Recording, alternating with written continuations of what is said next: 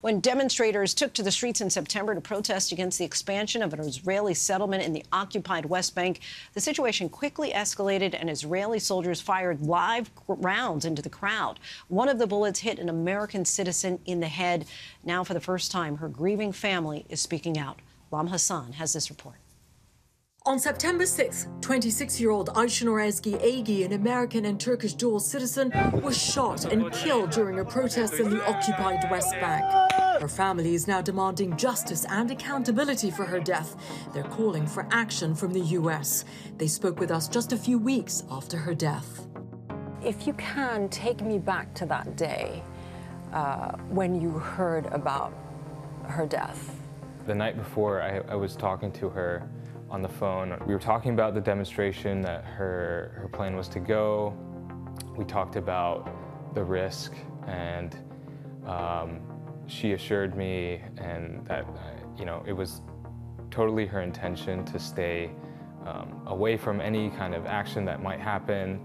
I just awoke suddenly in the middle of the night around 4 a.m. I checked my phone. I didn't see a message from her. So I just quickly text her, hey, how's it going? And then a few minutes later, I get a phone call from someone on the ground there, and he asked me if I had heard. I can only imagine in the middle of the night receiving that sort of phone call and receiving that sort of information. You know, they say like denial is the first stage of grief, and I never really understood it quite like I did when my husband shared the news with me, because I just remember saying like, no, no, is it real? And every time he said yes, I just wanted to tell him to stop. Did she ever talk about how potentially dangerous it could be going into the occupied West Bank? Did she ever talk about fearing for her life or being scared? Aysenur felt really called to go to the West Bank and to experience firsthand the oppression of the Palestinian people. And she was aware of the risks going there, but she felt incredibly called to go. She felt it was the bare minimum she could do to go there and just be an advocate for peace and observe and report back what she saw. It was her first trip and her first demonstration that she had attended.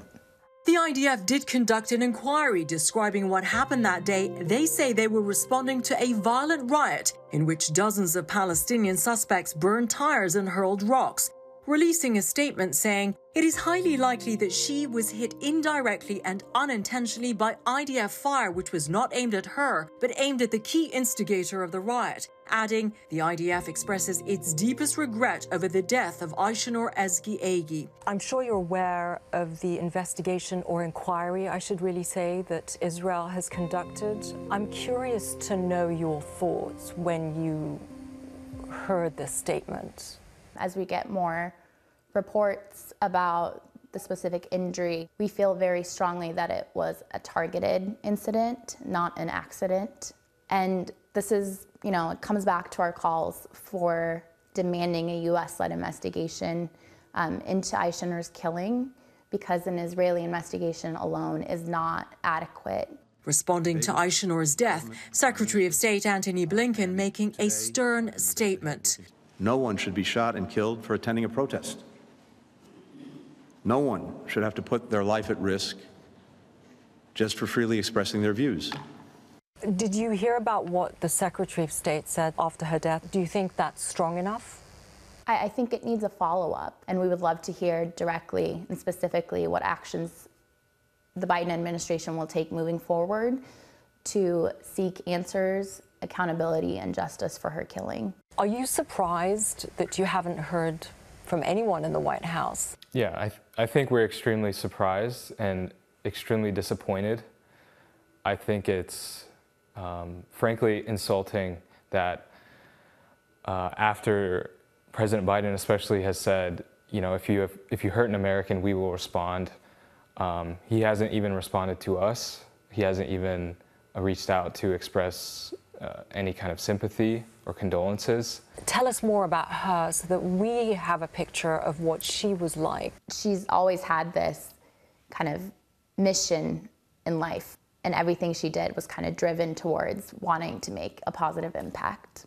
She had so much potential, and It's devastating to think that she's not here. How do you want her to be remembered? When I hear that question, I hear her voice telling me how to answer. I think she would want everyone to realize that although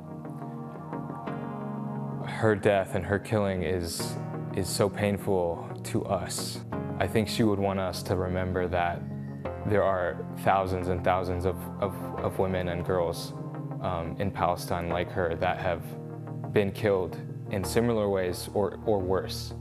And she would want us all to remember that they all also deserve justice. Our thanks to Lama Hasan for that.